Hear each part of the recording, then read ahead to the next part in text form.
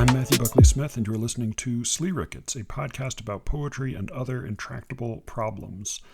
The main feed is still on hiatus, so what you're about to hear is a combination, actually, of an interview that was released on the main feed some time ago, and then the other two parts of that interview, which until now have been available only on the Secret Show, which you can find at sleerickets.substack.com. So this was one of my most requested interviews, and it is one that people responded to really enthusiastically, and for good reason. So this is my conversation with Shane McCrae. It's all three parts. It is quite long in total, so I've left in the interstitial music to give you some intermissions if you needed them. But it is my entire interview with Shane McCrae all in one spot for the first time. You can always check out more of The Secret Show at sleerickets.substack.com, or just go to sleerickets.com, and there's links for everything, including a big one for my book, Midlife. Go give it a read and give it a rating if you have the chance. If you happen to be in the Cleveland area, then come to Loganberry Books, June 13th. Ryan Wilson, George David Clark, and I will be reading together, hosted by Elijah Blumoff of Versecraft. And I think a bunch of our friends are going to be in town or coming into town. So it should be a lot of fun. It should be sort of like, as Elijah said, it's like a small fee-free literary conference. So please do check it out. It'll be Loganberry Books in Shaker Heights at 6 p.m. on Thursday, June 13th. Hope to see you there. Now, please enjoy my conversation with Shane McCrae, author of like fucking a whole lot of books. And if you listen to this podcast at all, then you probably know who he is. But if not, then his most recent poetry collection is called The Many Hundreds of the Cent, and I don't even remember all of his other many. He's always publishing a lot of books, and they are outrageously, infuriatingly good. All right, here's Shane.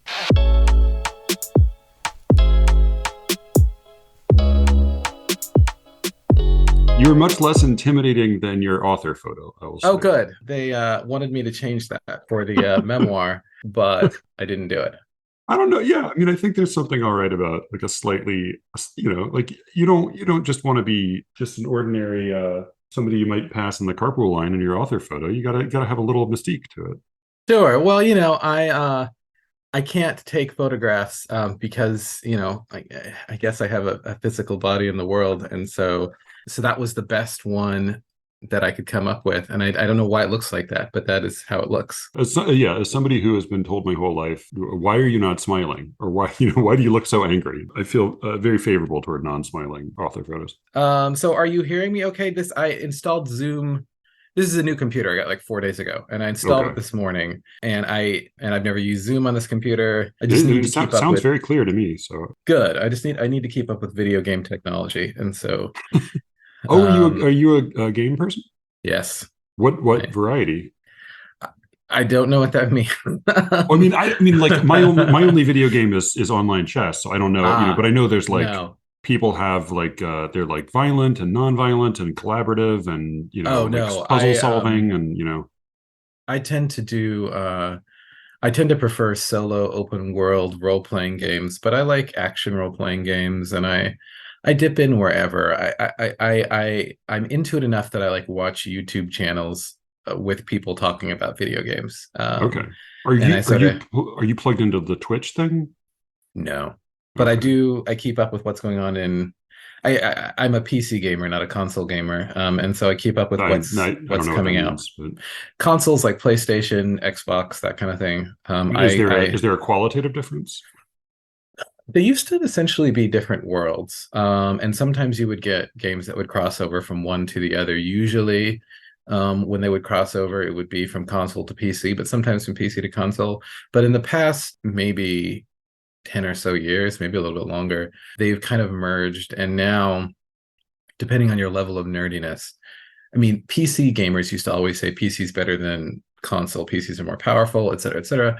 And now every major game, with some exceptions, there will be exclusives to like the PlayStation or whatever, but every major game will come out on PC and console. And PCs are more powerful, they're more adaptable. I've been a PC gamer probably since 2012 or so, but not really seriously until the past 4 or 5 years. But it's actually a really big part of my writing process, which is Really? it's a pretentious phrase, I think, but yes, it really is because I lived in Iowa City, like I lived there like 10 years ago, longer, 13 years ago, but until 10 years ago. Iowa City is surrounded by a lot of hilly, farm country. There are a lot of hills in Iowa. People think it's flat and corn, but it's hills aplenty. And so there's a lot of just empty space with some small towns to drive through. And I used to drive through the countryside and kind of zone out, listen to music maybe, but the zoning out was a really big part of getting my head in the right space to sort of write. Since I can't really do that, I haven't really been able to do that since I left Iowa because I haven't had time. But now that I'm in New York, I don't even drive. Video games have very large open world spaces that I can just run around in, and it reproduces the effect exactly. And so I Aimless don't driving. need Yeah, to, yeah, yeah. yeah, I don't need to go anywhere. I just plug in Skyrim or something and just kind of wander off. And it's really important to sort of, it helps me to think, and it helps me to yeah, it's really important to have that kind of space. I just noticed when you raised your arms, you're wearing an Andrei Tarkovsky t-shirt. Hmm. A Which stalker t-shirt. Oh, stock. Oh man. All right. Okay. Um, That's a great. Just the big block letters. It's a yeah. great shirt to wear walking down the street. Well, so I'm just like very slowly discovering Tarkovsky because for a long time I was really into Ingmar Bergman. I still am maybe. Yeah, yeah, yeah, yeah. He's maybe my favorite filmmaker, but I was kind of unaware of Tarkovsky. And, I think Andrei Rublev was the first one that I started, being conscious of. And they had a new cut of the film or something that was premiering or whatever in here in New York. And so I went to see it. It was at the film at Lincoln Center. This was before the pandemic. And I walked in as one does, and I surveyed the landscape to try to figure out where to sit. And I saw this woman with kind of like very thick and kind of long and kind of curly gray hair, and I thought she looked like a hippie, and so I was like, well, this hippie person is sitting kind of where I would sit. So I guess I'll sit next to her. It was a kind of crowded theater, and that was like Yeah, the yeah. space that made the most sense. And she was knitting, right? I could see from the top of the theater. So I was like, I'll go sit next to the hippie. And so I went, I went and sat down next to the hippie, and I looked as one does, looked over, and the hippie was Patti Smith. So All right. I watched Andrei Rublev next to Patti Smith knitting. Were you hyper conscious of any like sighs or like twitches in her response to the movie? No, no, no, no, no. I got into it, but it was weird. I do miss that about living in a city. Even Baltimore is tiny, but they would just having like not new release movies that you can go see in a theater. And Sure. that's I've Yeah. not actually Andrei Rublev I've not seen, so that's one I'll have to check out. It's really long. Yeah, well, And I that's it's often really like the long. baseline. And I have a very minor form of narcolepsy, which I didn't learn about until I was in my 30s, and it causes no end of problems because, I could have it a lot worse. I don't like Sure. pass out or anything, but I do have a lot of trouble staying awake, and where other Hmm. people can fight their way to maintaining consciousness, I really can't.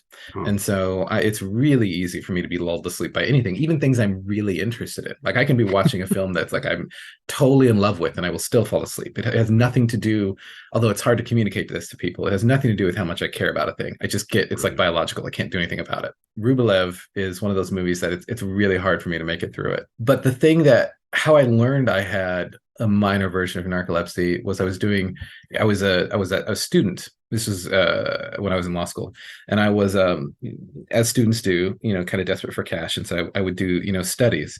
And I was talking to some graduate students who were putting on a study, or doing a study that I was involved in, and they were asking about my sleep, and I told them what I thought was how everybody goes to sleep, and it was that I was like, well, yeah, I close my eyes, I start dreaming right away, and then I fall asleep. And they're like, wait, what do you mean? And I was It's the like, wrong yeah, order. as soon as I close my eyes for longer than a blink, I start dreaming. And this is always the case. It doesn't matter how awake I am. And they're like, oh, well, that's a kind of narcolepsy. And I was like, what? I was 30 years old. I just thought that was everybody. I had no idea. So one of the benefits is, yeah, I dream all the time, and I have also never had insomnia. I can sleep through anything, plus and minus, I guess, and Yeah, I fall yeah, asleep yeah. like instantly. And But does that mean you remember your dreams more? I don't know. I remember them kind of always. Oh, I mean, I would say that's probably more than at least most people I have talked to. So I was writing last night to, I was in my mind, I think of him as a young guy. I don't actually know how old he is, but he seems very like full of like freshness and vitality. So he uh-huh, feels young to me, named Ulysses or Ulysses, uh-huh. who wrote a really nice note recently, but he has been, it sounds like diving into poetry podcasts, and it's just, uh, it seems has sort of only recently totally immersed himself in trying to write in form and learn about form. Oh, okay. And he, you know, he had corresponded about a couple things, but I said, well, what to whatever degree I can answer questions, I'd be happy to. And he wrote this note that felt like it was like going straight to the core of like, this is what's hard.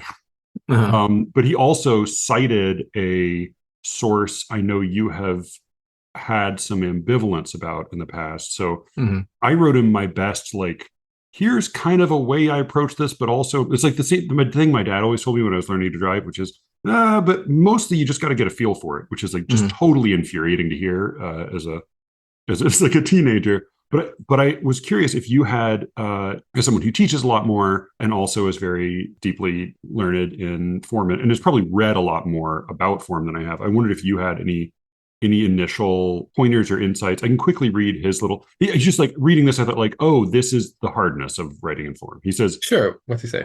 recently I was doing an exercise that Annie Finch recommends to her students, which is to take the meter of a line that one likes, usually one that one has already written in a previous poem, and trying to reconstruct the poem according to that metrical form. In trying to Hmm. rewrite the rest of the lines so as to conform to the various metrical feet, pyrrhic stactyls, terces spondys, I found that I didn't have a great grasp on what words, or rather what syllables of words, are considered stressed or unstressed. This goes Hmm. also and or especially for one syllable words, such as blah, blah, blah. Do you have any tips or resources to check out with regards to getting a sense of how to distinguish between stressed and unstressed syllables? And he goes on to talk about dictionary pronunciations. When writing in form, how do you normally go about selecting words that conform to any given foot you need? Do you just pluck words out of thin air? Do you look up examples online? Any Hmm. clarity would be wonderful. Which to me is just like, it's like he just puts his finger on like, yes, it's hard.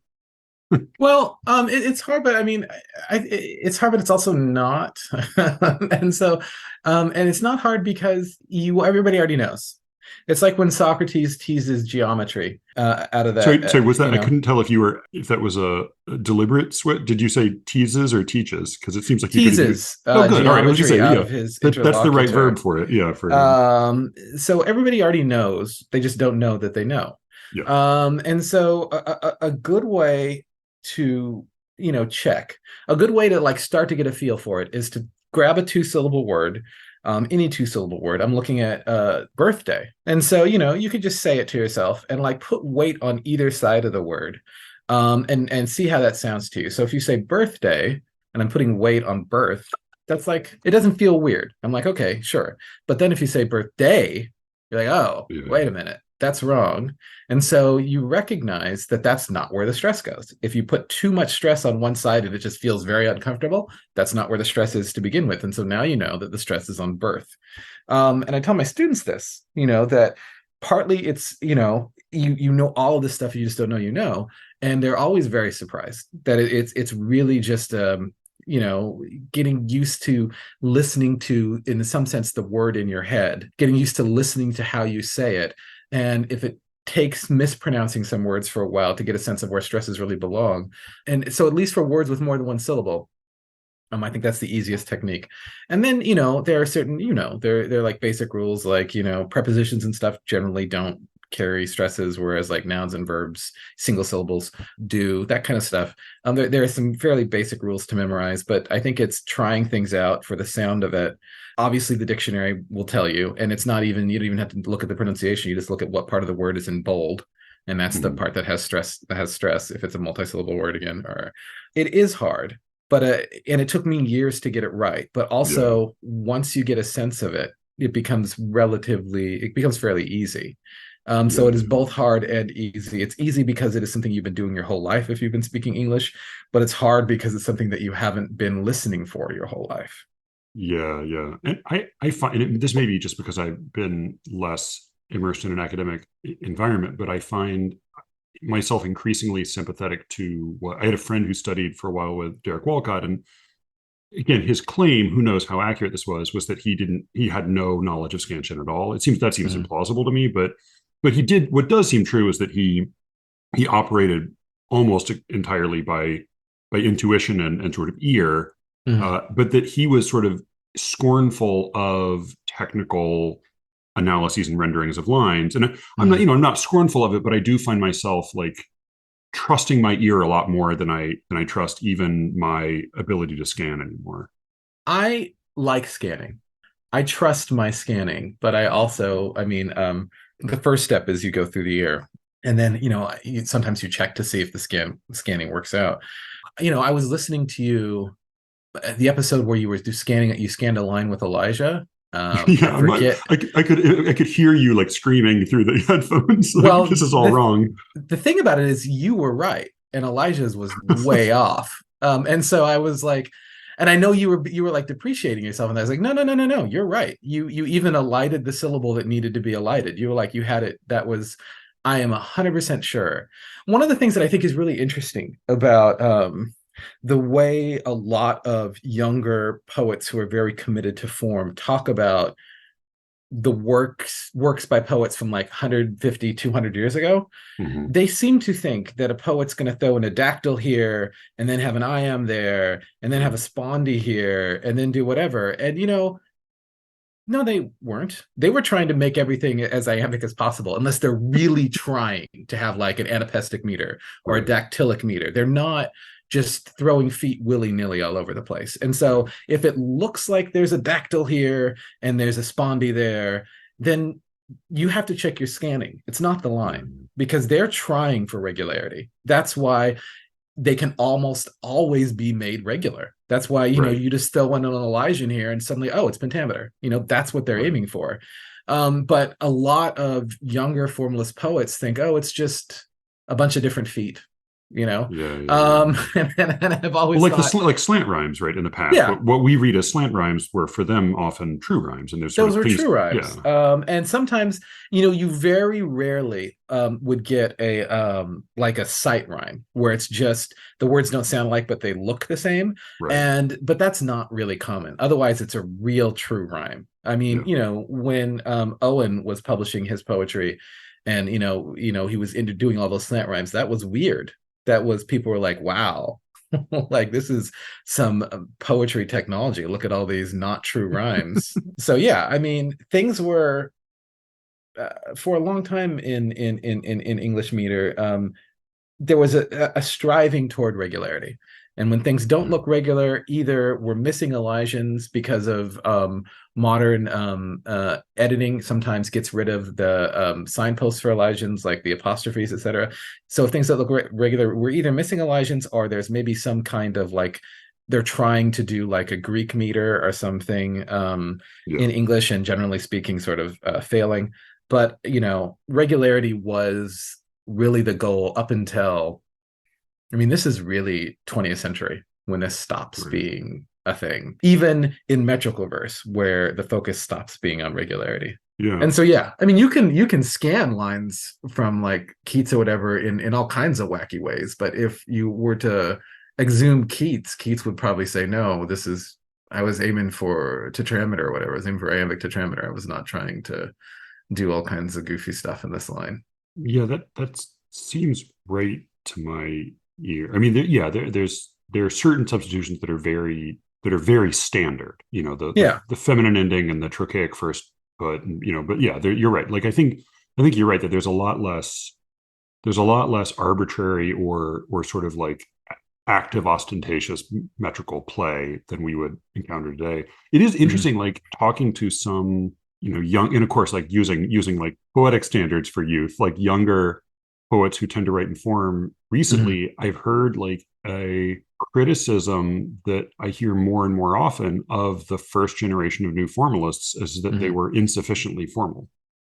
that they were sort of like Hmm. they were playing so fast and loose with form as a sort of a like as an apology almost to mainstream poetry that like they were either like not exploring the possibilities or they were just sort of like it was like a it's like a thin soup.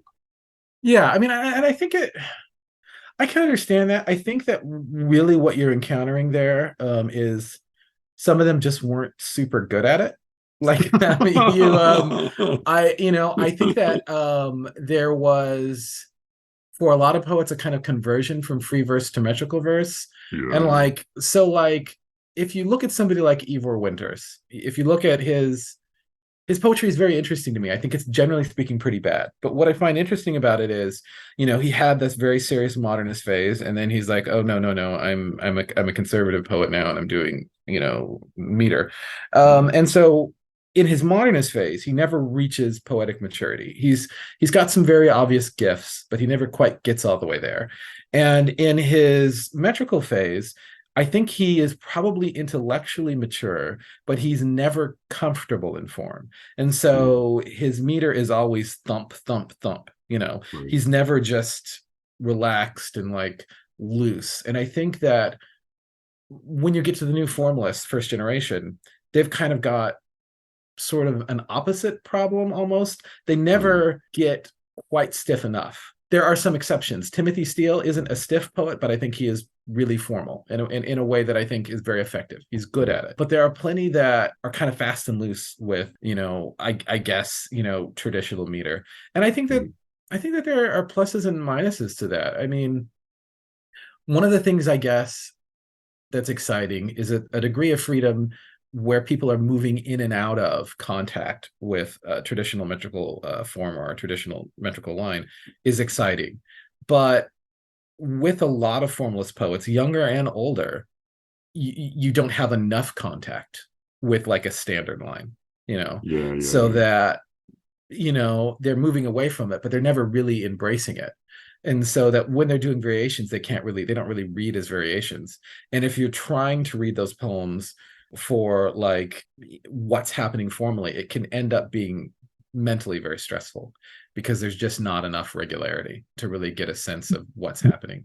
I think a good poet for this to really feel both the freedom and the strictness is somebody like Berryman in the Dream Songs, where Mm, because his formal awareness was extremely high, yeah, and yeah, you yeah, can feel when he's departing from a metrical from regularity, and you can feel when he's engaging with metrical regularity, and yeah, it's not.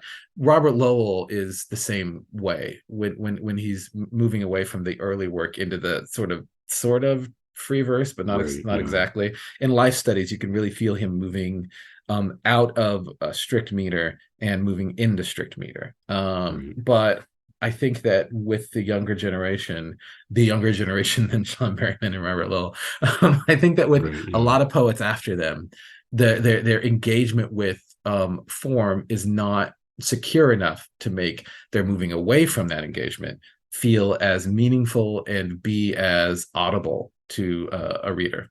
right. Yeah, no, that makes sense. I think of I had like a brief part of my life that was kind of immersed in the fashion world, and you do see Mhm. like a real difference between people who I mean it's often just like it just correlates to just like horrible levels of wealth, but like people who Mhm. have for whom a certain quality of clothing is they treat it like a birthright. Like the Sure. story, I can't remember if I mentioned this in the public, but like the story about Sean Connery was when he was cast as James Bond, he was this like tough working class guy, and they told him to wear a tuxedo to bed, just so he would get used to wearing it and feel comfortable in it, rather than treating it like he had to keep it pristine. Sure. You do feel like with the older poets who started to play with free verse, for them it was something they were never insecure about. It was something they knew they owned without having to worry about it, and so they could Yeah. depart from it effortlessly. Yeah. No, I think that, and I suffer from this problem too. I mean, I can't read my poetry objectively. I think that the meter is, okay. I mean, I think that they don't sound awful. I can't say for sure, but I do know that I'm not comfortable enough to really play around with free verse. I'm doing this thing for one of the poems I'm working on is possibly prose poetry, which I find it gives me a stomachache to think about. But in order to like even try to do it, I have to, move as far away from meter as I can, which is into prose. I can't play around. Like I can't imagine writing a free verse poem to this day. I haven't really been able to imagine it for, I say to this day, but I gave you no reference since I switched over, which is something Right. like almost 20 years ago. But so I mean, yeah, I have a very similar experience in that I did write exclusively free verse poetry for a long Mhm. time, and then again, like once I changed over, I can't, I don't know how to go back. Yeah, no, I don't know how to go back. It was all free verse, and then it stopped being free verse, and there you go. Now I'm just trapped, happily So trapped. I don't think free verse gives me enough pressure. you said something offhand in an email Mhm. recently. I've been chewing it over and I don't totally know what to make of it. So I wondered if you might elaborate some. You said, sort of on the way to making a different point, you said, I'm trying to exorcise my own reliance upon providing information in Mm, mm, poetry. mm. And Yeah, yeah, I yeah. thought, like, that's one of those like a Zen koans I could just roll around in my head for ages.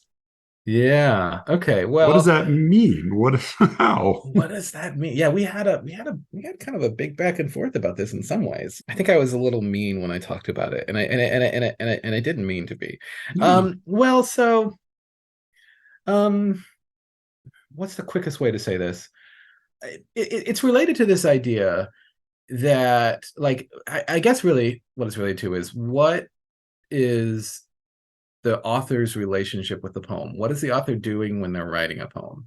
I think that the most effective way to write a poem, the way that I think most of the poems that I like were written, is that the author gets into the poem one way or another. They find a phrase that they like, there's some sort of idea, something that excites them, they see a picture, something happens, and they start writing in response to this. But they very quickly, immediately, let the language take them wherever it's going to go, let the thought lead them wherever, so that the author does not know what they're trying to say. They know what they're responding to, you know. Yeah. And so it's a relationship in which, in a lot of ways, the poem leads, even though the poem is nonetheless some sort of expression of the author's mind, their mind and experiences. And the author is not, hopefully, trying to, they're doing construction outside of my apartment. The author is hopefully not trying to dominate the poem and insist that the poem's going to do X or Y. The author is sort of, at least with regard to the information in the poem, with regard to the content, the author is, where I think it's profitable for the author to have some control is formally. And even, somebody like Richard Wilbur, he was, even that he felt a little sketchy about, which is strange to think of considering that he's a kind of arch formalist. But he Mhm. didn't like to, like, he wouldn't sit down and say, I'm writing a sonnet. He would write Right. the poem and let the form emerge, and that's a version of this idea. What happens when one is writing a poem for conveying some kind of information is, it's essentially trying to resist doing that, is trying to resist over controlling or over determining the poem. The way I think about it is, like, I'm sure you've had this experience, but maybe not, but of course you have. I think most people have.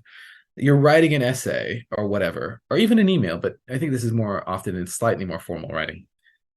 And in the midst of doing it, you learn you thought something that you didn't know you thought, Yeah, and yeah, it yeah. turns out that the process of writing is, in some functional sense, smarter than you are, smarter than you're Yes. conscious you are. Yeah, yeah, yeah. And writing a poem, I think, is that sort of thing, but just cranked up a little bit more, where the poem is revealing things that you didn't know that you thought, things you didn't know you could say. The Yeah. poem is surprising you. And so when you are trying to, like, I'm going to push information in this poem, what Right. ends up happening, I suspect, is that you choke that process. You make it so that just can't happen because you're Right. insisting on saying this thing or that thing. And both the author and the reader miss out in that circumstance. The author loses an opportunity to discover something that they didn't know, discover that they can do something that they didn't know that they could do. The reader, what that limits the reader to is the intelligence of the author, the intelligence that the author is, in some sense, conscious of. Now I know I'm entering into some very vague territory, so let me clarify a little bit. Yeah. I have some awareness of how smart I am, whatever that is. And I don't think that's especially smart. But when I'm writing a poem, invariably the poem is smarter than I think I am. Yeah. If I only bring to the poem what I already know, what I already think, then the reader is going to get the product of some guy of middling intelligence. And Right. the Right. reader is, generally speaking, probably smarter than me anyway. And so they're not going to learn something from the poem that they couldn't have already thought of themselves or hadn't already thought of themselves. But Yeah. if I let the poem teach me things, if I let the poem say whatever it is it wants to say, if I let the poem surprise me, there's a greater chance that the poem will also surprise the reader. It's the same as that no tears for the author, no tears for the reader sort of thing. I think about that. I Oh, can go ahead. intuit what that means, but I've not heard that expression before. No I tears. think Frost said it. No tears for the writer, no tears for the reader, something like that. Um, Sounds frosty. for a lot of years, I've been trying to find a version of The Flowers of Evil that I could Mm. stand, a translation that would work for me, and I finally found it. Oh. It's this is not it. It's by this. I was going to hold up this book, but it's not the. It's by it's press. This book was published simultaneously with The Flowers of Evil. It's by the same author. It's this guy named Nathan Brown, and the Okay. translation maybe came out last year. I'm thinking about that image of the shark in the wave that Baudelaire has. I can't remember what the poem is, where it's right near the beginning of the poem, and he's talking about like a shark. I think it's like a shark sleeping in a wave, Mm. and it's this amazing kind of shocking image. And I'm like, there's no way that Baudelaire came to this poem and was like, I'm going to write about the shark in the wave thing. It Right. feels certain that that showed up. And he was like, oh, Yeah. because why would you think of that? That's what I'm talking about when I'm talking about information. I'm talking about resisting the urge to suffocate the poem. You know, Yeah. Yeah. Yeah. I can write plenty of poems that I've suffocated, and Sure. Yeah. that's easy to do. But I think that the harder and more interesting work, more exciting work, is letting the poem tell me something new, letting the poem surprise me. That makes a lot of sense, both rationally and it just rings true to me. I mean, I certainly share your feeling about the poem's intelligence, or whatever word is most appropriate there, which always seems like, again, like whenever any of my best work is always better than I am Mm. at like thinking or see. And I actually talked to Joanna about this with like various writers, and it really, like, I think it only you can only really see it at like pretty high levels, but like writers of like great artistic merit and like real personal or ethical compromise, where Mm. you see often it's not just that, like, oh, that was a bad person who was a good artist. It's also often like, well, that was someone who, like, that person's writing was actually more perceptive about the very thing that, like, Mm. Flannery O'Connor's stories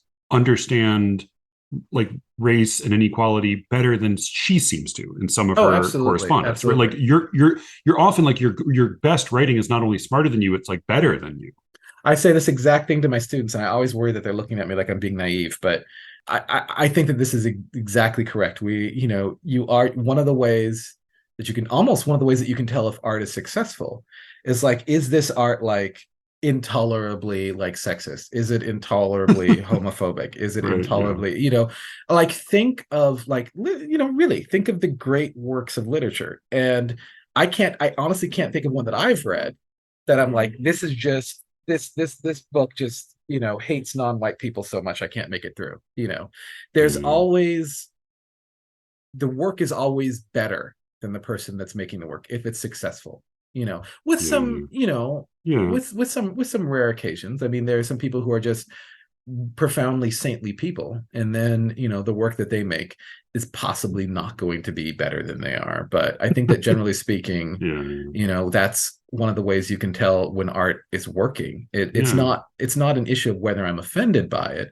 It's rather, this is just, this is offensive, and it one of the reasons it's offensive is it is expressing sort of base thoughts of the writer, sort of things Right. that they could have just said any day. There's Yeah. nothing Yeah. surprising about it. The writer's not pushing themselves to do something sort of, Wallace Stevens in his poetry is a lot less hateful than Wallace Stevens seems to have been in Oh my everyday God. life. That I was talking to Alexis Sears the other day, and the line that Marilyn Nelson quotes in Owning the Masters is like horrifying. I felt like doesn't I'm even sure. sound like a guy who could have written the poems he wrote. Like No. that's just like to me, like that's in a way like how I've always understood locker room talk is not like, oh, this is always sexist or this is always racist. It's like this is the like, oh, the guys will get a kick out of like it's sort of it's deliberately aiming at what like you consciously think other people consciously will, grab hold of at this sort of the lowest level. And I think you're right that like Yeah. good writing cuts way past that. I do kind of wonder if when it comes to like truth and justice and offensiveness, if part of the test is like whether or not the work looks at something with like focused eyes. Because it seems like Mhm. often the most like offensive bits in a given work will be the glancing ones.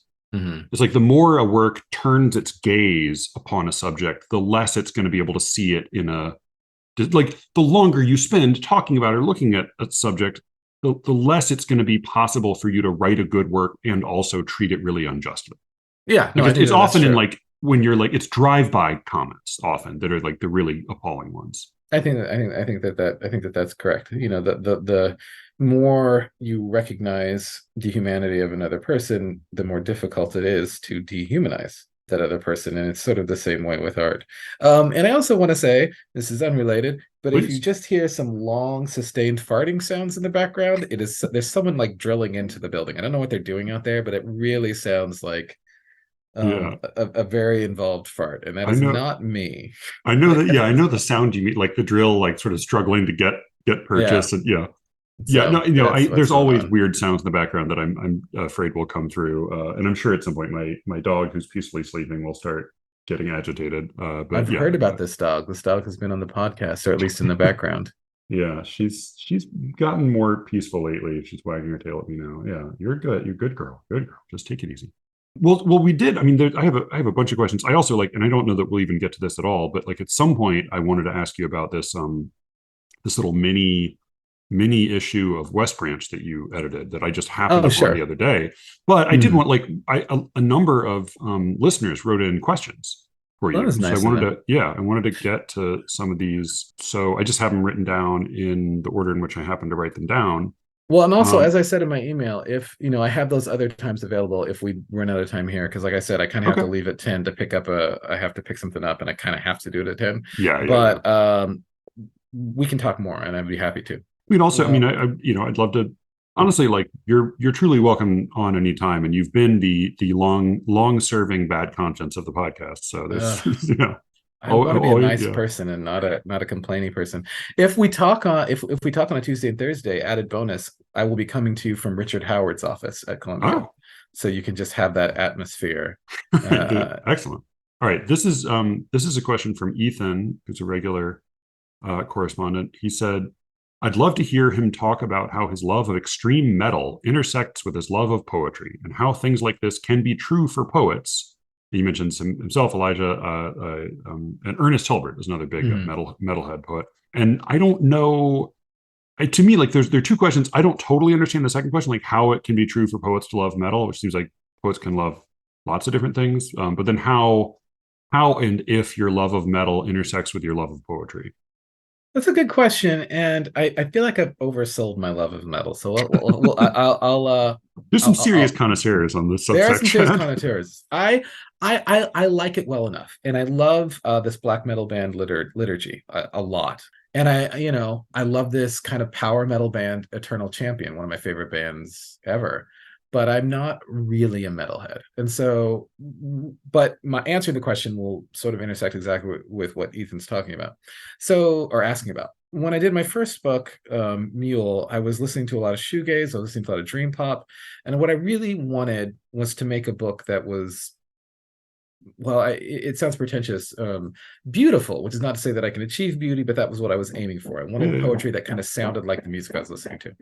When I was writing my second book, I was trying to make it distinct from my first, and I was encountering a lot of violent stories that I was writing about. I started listening to a lot of black metal at the time, and the sort of violence of the music sort of fed into the violence of the poetry. It was just a sort of that was the general atmosphere, was this violent music, and I was making violent art, or trying to make art, making violent poems. And so I think that it can be complementary if you're trying to produce work that kind of has something to do with what's happening in black metal, or just metal in general. But it's not it's not my first listening choice. I like it because of its extremity. I find that interesting, but it's not, I don't necessarily run to it when I just want to sit and have a think with music. Sometimes, like, again, liturgy is really good for that, but a lot of times it's classical music. It's, Hmm. I'm kind of a music obsessive, and I wanted to be a composer for a while, and so Oh, it's just whatever, whatever happens to be happening that day. But black metal is probably one of the metal. I always say black metal because that's really where I engage with metal, except okay. for the power metal band. It's not probably the top genres if we're talking about genres. I listen to post punk a lot if we're talking about non-classical, shoegaze and dream pop a lot, and hmm, is there kind of power pop slightly more than metal? Jazz is not pop, but also jazz a lot. Now, because I had friends in high school who were in metal bands, and Mm-hmm. my experience with metal was basically like pop metal or like industrial metal. So I Mm-hmm. mean, I have a very shallow exposure to it, but I was always fascinated by like there's a pretty like deep set of subcategories of metal, like Mm-hmm. thrash metal, black metal, technical metal, death metal. How can you characterize any of those distinctions? Not really. I can try to talk about the two that I'm interested in. One of which is, it's mostly black metal. Black metal is, depending on how you approach it or how you're thinking about it, it's almost not metal. You can see how it grows out of metal and also hardcore.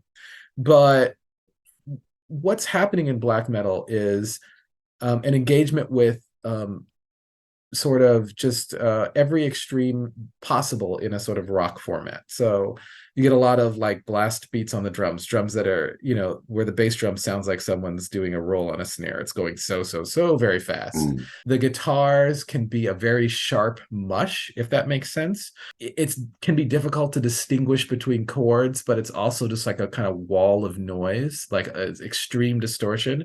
You don't necessarily get a lot of riffage, which is like what you get in more what people sort of think about as metal, like even Metallica or something. There's a lot of riffage in Metallica. Black metal is more like sheets of noise and screaming.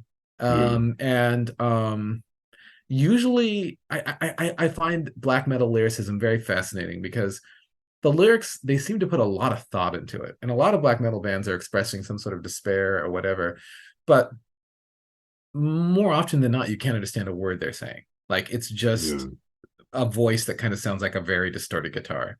And so it's this extreme that is so extreme that it is difficult to process it in the same way that you might process pop music.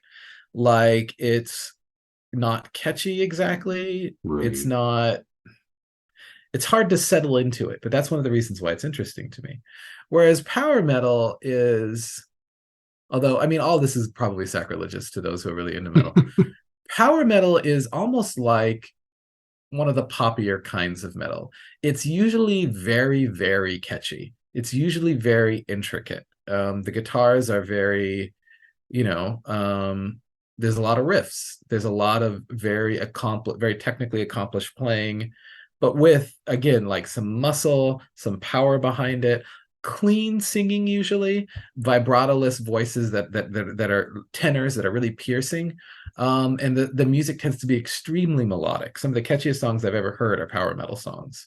It's just that it is occupying a space that is, again, a little bit more muscular, maybe a little bit more violent than you would than a standard guitar pop space would be.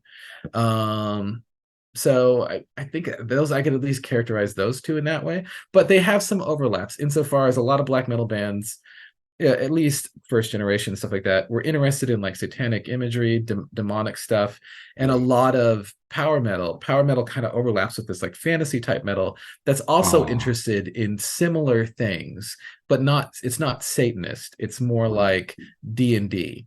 But there's Yeah, still yeah, some yeah, connection yeah. between what's happening in the D&D worlds and like demonic imagery stuff like that.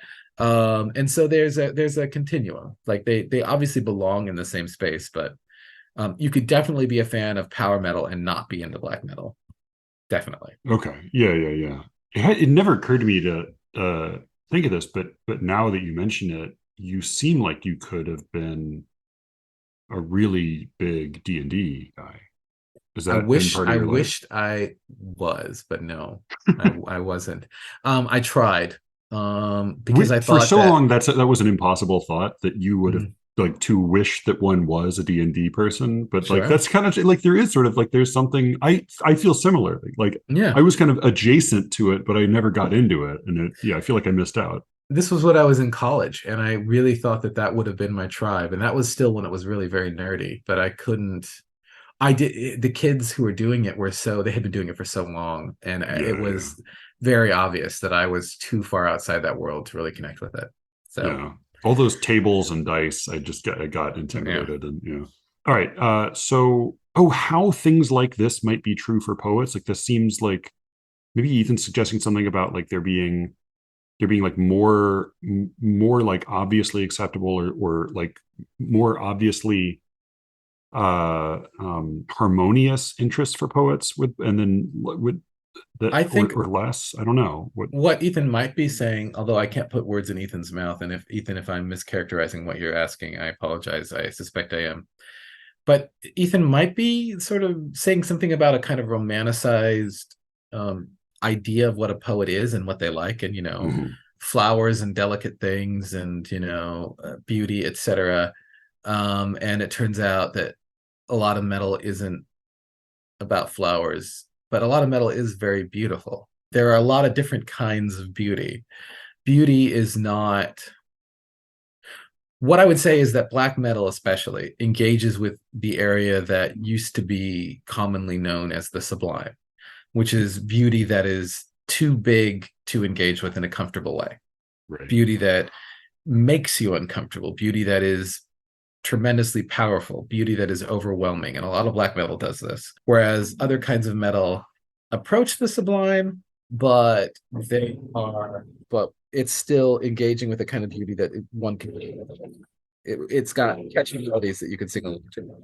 Yeah, I think it makes sense. And like a lot of great just even like old poetry is also pretty metal. You shared Yeah. was it by Katha Pollitt, the poem that you shared on the Scythians? Yeah, yeah, yeah, That yeah. was fucking that I mean that was smart stuff. And and even like It's very certainly metal. epic poetry, Beowulf is about as metal as it gets. Mm. So yeah, I think there's less tension there than maybe one might think. Oh yeah, so No, this yeah. yeah, this is maybe a question a cousin to that question though in a very different direction. This is Coleman, who is both a very generous correspondent and a Christian minister. I never, I always Yes. get confused with Protestants or even the problem is like I call all non-Catholics Protestants, and then I get Mm. confused about what their various titles are. So I don't want to mess that up. But he's a pastor of some kind for a Christian church. But he says perhaps this is too specific or tangential. But ever since he's talking to me here. You mentioned Jesus's parables as an example of simplicity containing depth. I'm talking about somebody talking, like as soon as he read this, I was like, oh fuck, I said something wrong. Mm. He said, I've wanted to hear Shane's thoughts, particularly given Jesus' repeated claim that the whole reason he spoke in parables was that people would not, I capitalize that, would not immediately understand him. I had no memory of Jesus having said this, though I absolutely trust Coleman's recollection here. And I just figured I was like, oh man, I'm really out of my depth here. So I figured you would clarify things. Yeah, Jesus says that all the time. It's Jesus is well, I'm about to say some really stupid stuff. Jesus is complicated. Yep. I think Seems that fair.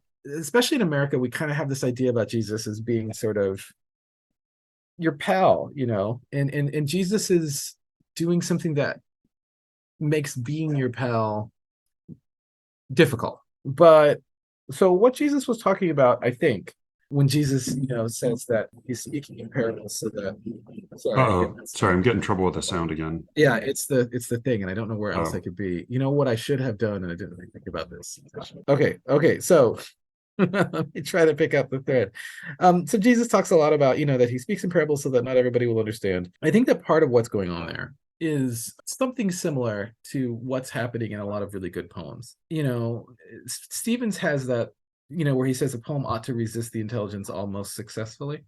I yeah. think that that's what Jesus is doing to a large extent. The idea being that if a poem or a saying, a parable, resists the intelligence almost successfully, it also goads the the intelligence toward further engagement, and it allows the mind that is engaging with it to open up spaces around the saying, and think more deeply into it, but also think more deeply around it. And so I think that that's what's happening with Jesus is making parables that not everybody will understand. I think it's more about not understanding them immediately as opposed to just not ever getting it. Although sometimes Right. it's about not ever getting it. The noise that's going on in the background is so extreme that I really just didn't expect it to be this big of a problem, but I can see Yeah. it's a really big problem. I mean, one alternative is I could switch to a different microphone, but that would change the sound quality completely. At the moment, your sound is okay. I don't know if Okay. there's something shifted, Okay. but yeah, I Well, think, yeah, sorry, go ahead. no, I was going to say, I think that that's part of what's going on with Jesus. Like Yeah. he's making it possible to think.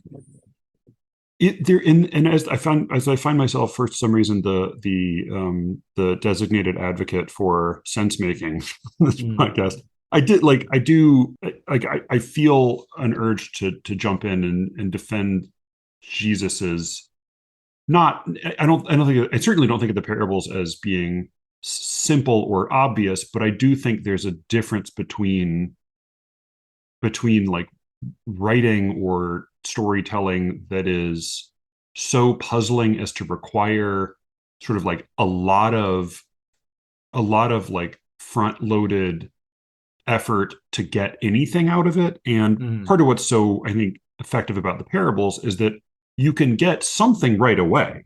It's Sure. just that that thing that you've gotten, that little easy story that you've immediately gotten, doesn't sit still in your mind. And the Yeah, and more you think about it, the more it starts to put roots down. I think it's the same with difficult poetry, and I think it's the same with a lot of poetry that people think is nonsense.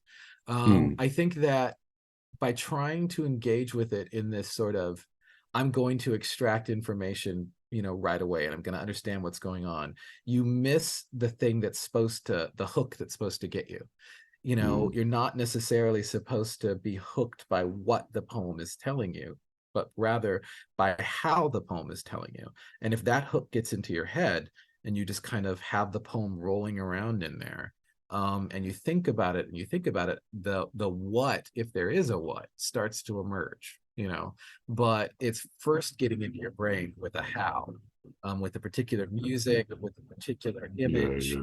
something that isn't necessarily the conveyance or conveying of information, but nonetheless implants the poem in your brain. And then you have a relationship with it, and then over time, that relationship can end up being the sort of relationship in which there is a kind of exchange of information, or at least a getting of information from the poem. But if you try to engage with the poem in this sort of like, I'm going to read this poem, it is going to tell me something that I can take to the information bank in my mind, and I can store it away, and then I can, whip that, I can quote it in an appropriate situation. If a poem is not trying to do that, then you're going to miss the other pleasures that the poem can offer. Yeah, that's I mean, and it seems like with like that's almost a cliche with certain kinds of like pop music where people like you often hear people say things like, "Oh, I always loved that song, but I'd never really listened to the lyrics before." Sure. Where like they have it in their head, and they might even have all the sounds of the words in their head, but it's only later that the sense comes through. Whereas I think you're right. When we see writing on a page, we tend to reach first for the denotation, and then only later appreciate other things.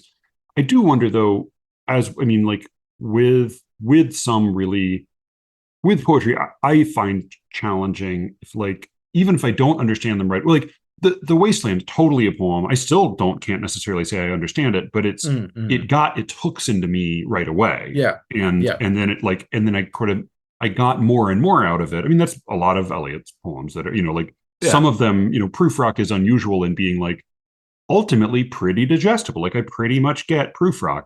Yeah. Most of the other really great, like I don't totally get them, Yeah. but I think and the same like I think Dream Songs is another great example of like with Yeah. Berryman at his best often is like I can't say I have a complete reckoning with all of it, but boy, it's real. I'm not going to forget it.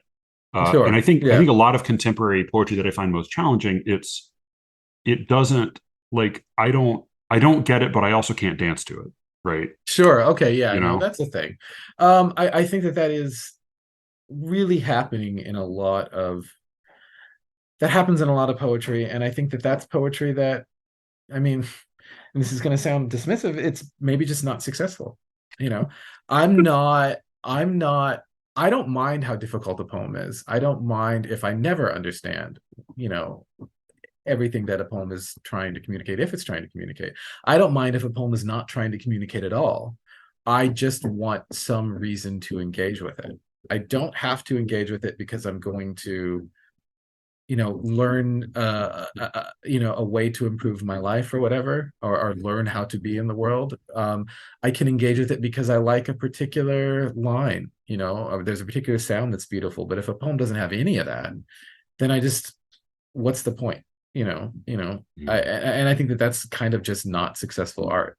And I do think that is, it seems almost like scandalous to say. I do think it is possible for art to not be successful, and I think that there are plenty of poems that just aren't successful. But I don't think that there can really be a universal standard for determining whether a poem is successful beyond does it give you is there something you like about it? Is there something Yeah, that, yeah, yeah. does it stay with you for reason X or reason Y? You may not know why, but it's there and you can't get rid of it. And that just means this is sort of related to the thing that I was talking about earlier, where the poem is smarter than you. That just means that you haven't caught up yet. And the poem has Right. wedged itself in your brain, and it's like sooner or later you're gonna catch up and you're gonna be glad I'm around. But for Right, right, now, I'm right. just gonna hang out here and wait for you to catch up. Yeah, yeah. And there is sometimes like as with I'm thinking about like even food where like sometimes we almost make an association between the absence of one virtue and the presence of another, but there is some Mm, stuff that it's like, well, on the one hand, it's unpleasant to look at, but it also has no nutritional value and it tastes bad.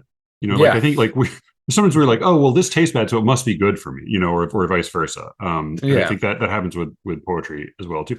It was funny, like when you were talking about that the your reliance upon providing information. I think when I first read that sentence, my I put the weight on information, and I think mm, increasingly, like especially if I think about my own writing, the problem may be more with the providing. But like I certainly yeah, find myself when I'm in the middle of composing something because I usually start sort of intuitively and by ear, and then try to begin to follow a path, and I mm, find like it's a phenomenon I call in my head, I call it the shopping list, where mm, like I find I've started a point, I've got a couple lines, I've got a sense of where it might be going, but then I start to give myself this like, well, I got to do this and this and this and this and this in order to get to here. And then like as soon as that happens, things start to get really stale. And I find I have to sure, like, and I think like that can happen on the other end as well. Like that can happen when you're reading. Like as soon as you start to feel like, oh, here's a like he's performing very elegantly all of the steps in the shopping list, then you feel yeah, like you're that the conclusion can only be is sort of limited in what it can achieve. yeah. And art, I mean, I guess poetry, maybe I'll restrict myself. Not try to make some grand statement about art and just make instead of an ill-advised grand statement about poetry. I think that if you're gonna have a fruitful relationship, you have to be willing to be fruitful relationship with poetry. You have to be willing to be uncomfortable. You have to be willing to be surprised, not always in a pleasant way. Um, reading a poem is in a lot of ways like writing a poem in that you have to allow the thing to be smarter than you are. You have to allow for the thing to be new. I think that, the youngsters apparently complain about the first generation of formal poets in that they're not formal enough. What I would say happens with a lot of new formalists is, a lot of it isn't new enough. Like Hmm. um, I was reading a poem by a poet I will not name, uh, but I thought it was technically reasonably well accomplished and the imagery was successful. And the point was a point that has been made by poets for like 1,000 years. And it Yeah. obviously had a point, like he Right. was trying to make a point. Yeah. Yeah. Yeah. And I was just like, well, okay, like who cares exactly? Right. Like Yeah. if the point is old, but also the technique to get to the point is old.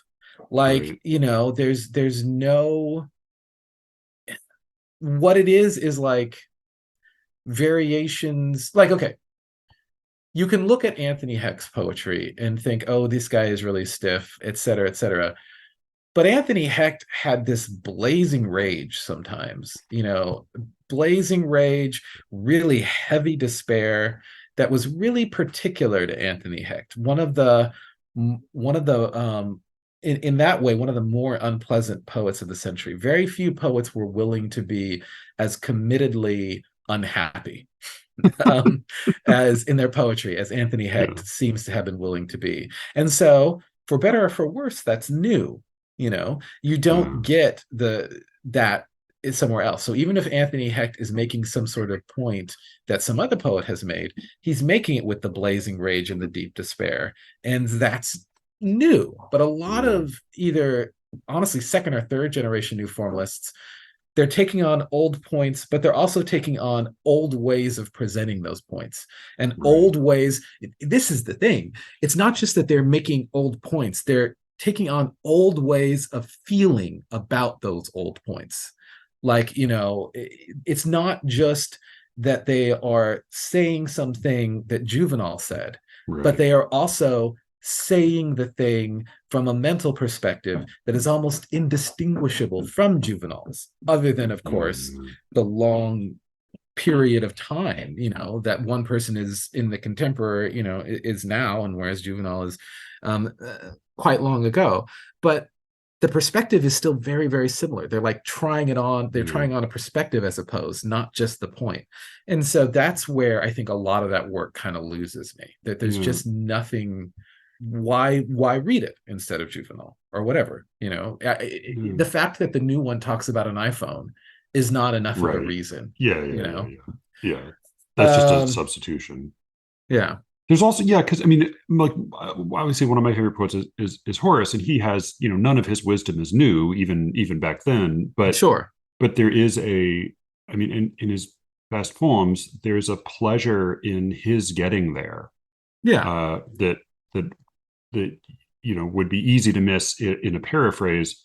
And I think you're right that part of it is the content as far as the what's the wisdom statement, as Dave Smith would say, and what's the perspective. But there's also this other, like, it's funny. Hecht is one of those rare poets where I am interested in the description. Like, so often I find just mere description to be, as I've said, like very, very boring. But mm-hmm. with him, I think partly it is that when he describes, I know he's famous for his descriptions of light, but like when he describes light or the grapes or that water in a letter, Mm-hmm. it's almost like there is a desperation and an urgency in his need to describe it that Yeah, feels like even if the argument he's making is old and even if his sentiment is old, there is something particular in, like, nobody would burrow through this particular, like, path, or nobody would be yeah, staring in this particular way at it. yeah. You won't get it anywhere else, Yeah.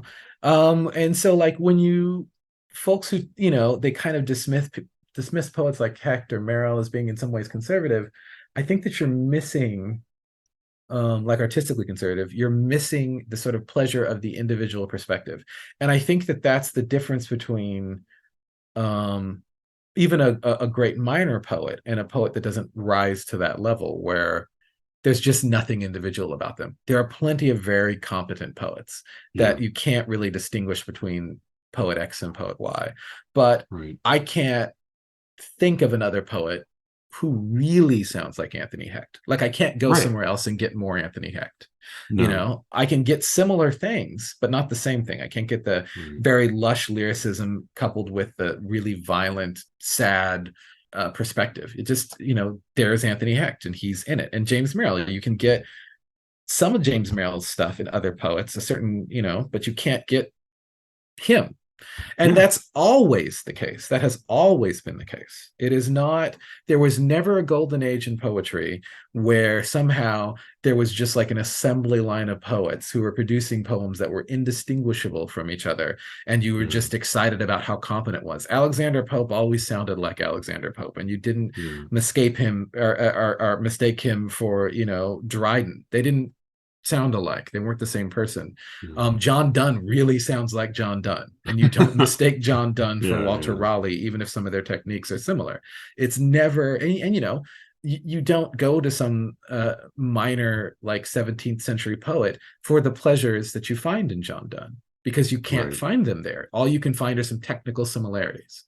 But that has always been the case. We have always distinguished between personalities for the pleasure that we get, that we find in the individual personality. In a lot of ways, harking back to some sort of like imaginary pre-romantic period where the poet individual personality somehow didn't matter, there was no time.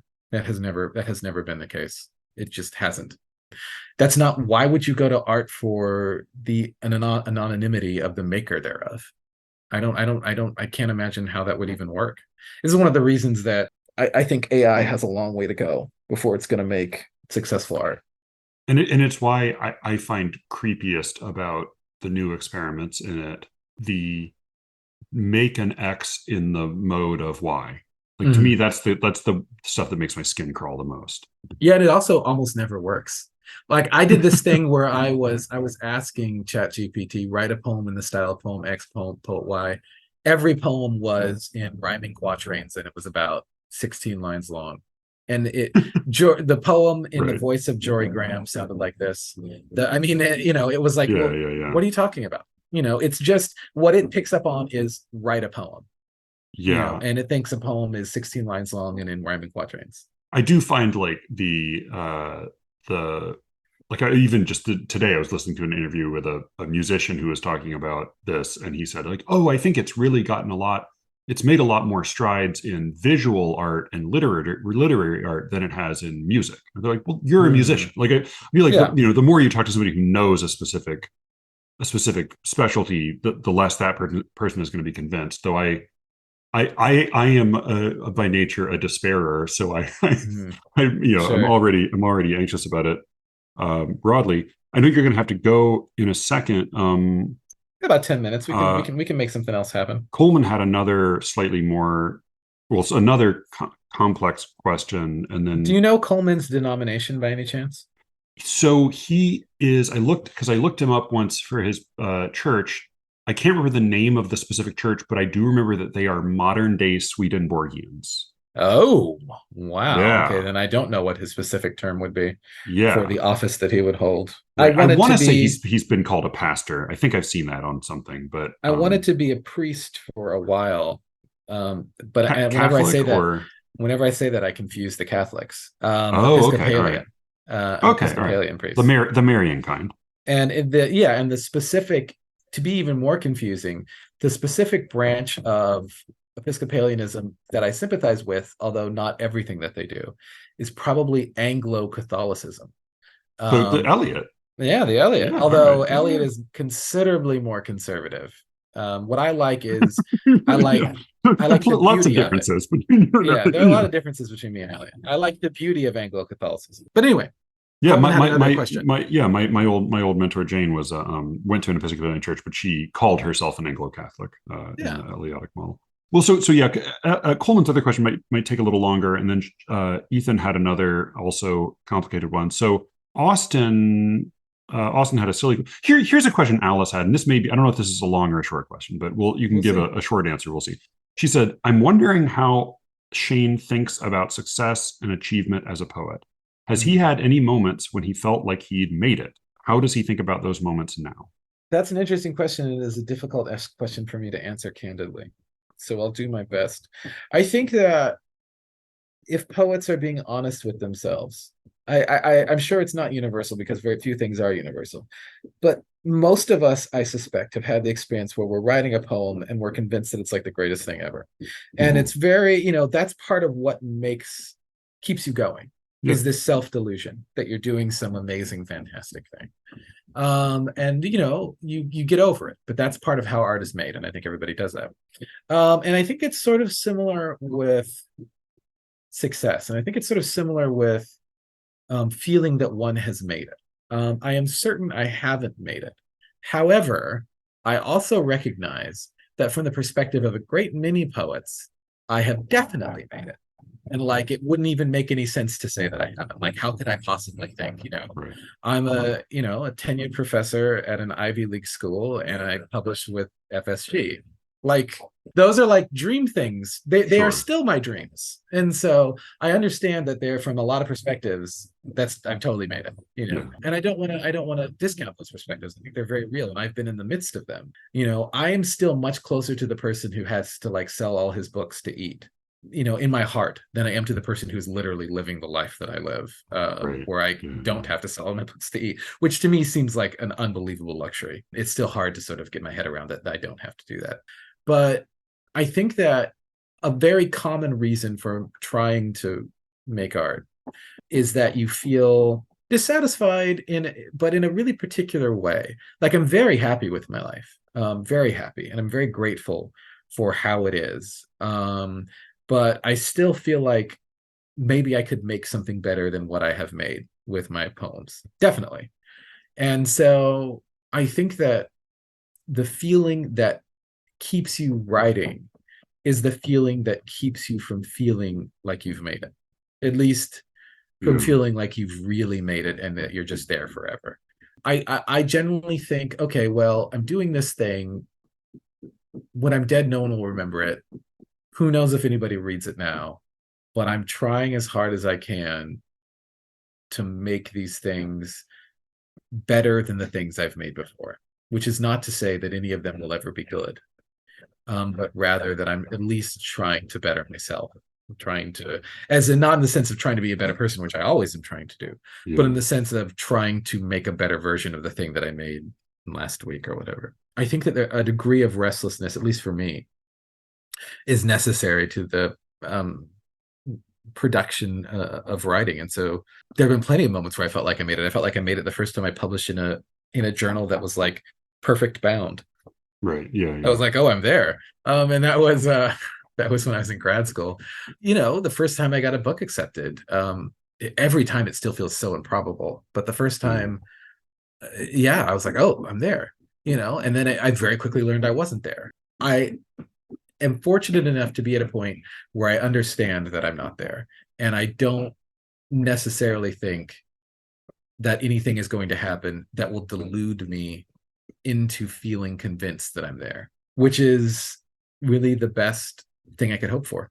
You need to try to keep yourself as desperate as you can stand being. Yeah. I have that ambivalence about, because I think like my impulse, and I think that the natural impulse is like I want good things for people I care about. Sure. But I also like thinking about this thing with Stallings now running for the Oxford Professor of Poetry. It's Mm-hmm. it's like that's getting to a level where I think like I want her to have a thing that's good because I Mm-hmm. like her and I like her poems, but also like like there's like getting a MacArthur, which you also get is like to me that's just like great. You have a lot of like you now know don't have to worry about money for a little bit. Mm-hmm. But then there are other kinds of honors where like I wouldn't want you to be a poet laureate of something because I feel like those are positions Sure. that was like that's not going to be good for your work. Yeah, and so I wonder like I think we've romanticized lack of success, but like yeah, I think there's much to be said for not being actually totally desperate, Sure. but also, yeah, I think you're right. There's some indisputably there's some value to being hungry and uncertain. Yeah, as long as you're not making your family hungry and Yeah, uncertain. not literally hungry. Yeah. You know? As far as the Oxford thing goes, I would love for Stallings to have it. But I also want the ghost of Jeffrey Hill to just keep doing it. I Oh would man, I I mean, want Jeffrey Hill hard to to, be permanent. yeah, Do it forever. right, yeah, like that's the like deal with the devil that starts to make me really queasy is the the chat GPT, knocks on your door and says, would you like 18 more Jeffrey Hill lecture? Yeah. Oh Yeah. I yeah, was like, man. oh no, That no. would be I have listened to those things so many times. Yeah. And like when I turn my students on to them, they're like, holy crap, Yeah. what is this? Right. Blown away.